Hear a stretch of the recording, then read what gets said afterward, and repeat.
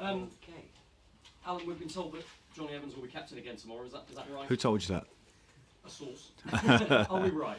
Is he back? Well, I don't know where that information come from, but Jonny will be captain on Saturday, yeah, subject to him coming through fitness in the next couple of days. So does that mean you've put all the stuff in Barcelona to bed? Is it finished with? Well, the disciplinary side of it is finished with, as far as I'm concerned. They've been disciplined by the disciplinary board here. There's a little board that gets together and decides that, and we move on, hopefully, as best we can. Is it just the four? Is there anybody else that's been disciplined? No. Anybody else break the curfew? I wonder where this leaves you now. Are you angry about this situation? Well, of course, I'm angry about the situation. I mean, it's tempered with a results business, and we need to get results. And that incident magnified our situation, and the only way we can get ourselves out of that kind of spotlight is to win games. And our focus this week, and I know you're looking for lines on everything but the game, but for me and my staff and the team is about winning the game. We have a massive game against the Huddersfield side that have improved just recently, got a couple of good results, and we need to win for our fans and for ourselves and for our pride, and show courage and honour in our performance. You mentioned the fans there. Do you worry that all of this has damaged the relationship between the team and the fans? There's been a lot of criticism on social media and elsewhere. Sometimes that can be a vocal minority, of course. But well, I sense with our fans that they're disappointed, as I am. They want the team to win, and I don't expect that stadium to be anything other than positive when we walk out. And we need to repay that faith. As you say, with that small majority that we all kind of cling to with social media, we need to kind of move on and say, right, what is it about? It's about a game of football that we need to win. And I'm looking at my players to show that they have the nous, the technical ability, the desire to win. Whether it's the embarrassment or the regret or a point to prove, have you seen a reaction from your players after this incident to roll their sleeves up and say, well, okay, we need to right some wrong? Yeah, because I thought the first half against Southampton, I said after that we looked a little bit nervy and apprehensive. I think that was understandable because the news had kind of blown up in front of us just prior to the game. We've had time to face the issue a little bit, deal with it as best we can. It will never go away, but it's a mistake that we've had to kind of repair ourselves from. And certainly this week we're much more focused, and our desire levels, I think, are strong. I think the group have come together a little bit to show that they mean business, because really we only have three scenarios in front of us. We're either going to perform the great escape, we're going to go down fighting and with dignity, or we're going to go down with a whimper. And I certainly hope it isn't the last one. I think there's a lot of sympathy for you personally coming into this situation. You've seen the chief executive and the chairman that brought you in sacked. You've got Jay Rodriguez accused of racism. You've got all this going on in the background as well while you're trying to get a club out of a relegation battle. How do you get the message across that there isn't a crisis here? Because it feels a bit like a crisis club at the moment, doesn't it, with all that going on? Trust me, it is not about me, and I'm not. Don't want sympathy from anybody. This is a difficult scenario in terms of the run this club was on before I arrived, and it hasn't improved much since I've been here. That's been the one failing that I have at my door, and I want to put that right, and I can only put that right now with 11 games to go. That's my challenge, individually, as a team, and collectively this club. I think, and since I've been here, these players have acted impeccably for me. And this one crazy incident, I'm not going to let it spoil and take away the professionalism and determination we've shown to try and correct the results. And going forward, unfortunately for us, we're going to have to live and die by the margins, whatever they are, and hopefully they're going to go our way. History will tell you that only two clubs have won 3 out of the first 27 and gone on to survive in the Premier League era. One of those is West Brom. Do you cling to that? Do you look at that and think, well, okay, this club's done it before, we can use that? Yeah, I think there is that part of history, but I think there's also part, if you look at our games, they've been so tight, our games, even games we've lost, but we've drawn so many games. and I don't know if those other ratios fit in with the amount of games we've drawn. So that's going to be our problem, I think, in these last 11 games, is turning the draws or eradicating them, so we get the 5 wins or 6 wins that hopefully will be enough. Well, that was going to be my next question. Do you know, have you thought about how many points you think? No, I thought about maybe winning Saturday. That's the only. No, absolutely not.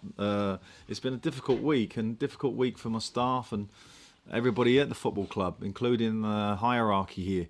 We're trying to get ourselves in a position to give ourselves a chance, and we're going to have to do that one game at a time, and starting with Huddersfield. Is it must win against Huddersfield? Of course, for us, the word must win is a bit of an irritant, as you could see by my reaction. I think we know how important it is. It has that feel about it, though, doesn't it? And I understand. I don't want to make you hostage to fortune, but nothing's over until it's over, you know. And without hitting a cliche back at you, which I'm not gonna, the fat lady isn't in the room yet. Good man. But yeah. He made me laugh. That was his fault. That's mine. The thing is that gap of 7 points, and again, it must be difficult for you to take, because the form's improved since you've been here. There's been some decent performances that haven't necessarily produced the points, and yet that's a 7-point gap. You can't afford that to get any bigger. No, the guys around us have had a decent run and they've shared it out, and I think that's probably a worry. We probably need, for it to work out well for us, sort of 4 or 5 or 6 maybe, to just sort of fall away a little bit. But it's like the middle pack are almost all together, and then there's us. And unfortunately, we've not been able to cling on. And although some of the performances since I've been here have been very good, we haven't managed to get the points that have closed that gap. I'm convinced that we got the ability to do that. We still got some big players missing, and hopefully they'll return. Chadley and Morrison, in particular, of course, and Daniel. So we still have options, but this immediate concern for us is to try and put this week behind us as best we can. Learn lessons from it, by all means, and try and get ourselves a win. What is the team news? You mentioned a couple are missing. Are there any improvement in the injuries? Well, only in so much that Gibbs is available this week, which helps us, and the rest of the squad is all available apart from Chadley, Morrison, and Daniel. There's no storage still. No, but Jake Livermore's available. Okay. And what about Huddersfield? They look doomed. 5 straight defeats, and you thought they were only going one way, and then they get a massive win at home. What do you make of them? Well, they're a side that I know fairly well, because I've watched them 2 or 3 times this season, and I know I have an ex-staff member who works there, so I'm familiar with how they play, what they do. They're very a pressurised team. They're not going to make it easy for us. We're not going to be able to roll them over and win comfortably. It's going to be very, very tight and a ferocious affair, I should think, because it's every bit as important to them, of course. It's 13 years since that great escape that West Brom completed. Obviously, they left it till the final day. Can you see that this season going that way as well? Well, I hope so. I don't. I really hope that we can turn this situation round. But it is only hope at the moment. We've put in performances that suggest we can do it, but we have to kind of get that barrier right between clean sheets and scoring 2 goals. Somewhere between there, that's where we fall at the moment. Scoring 1 goal and conceding 1 or 2, losing games, and we've got to correct that, not concede, and make sure we get enough goals to give us some comfort.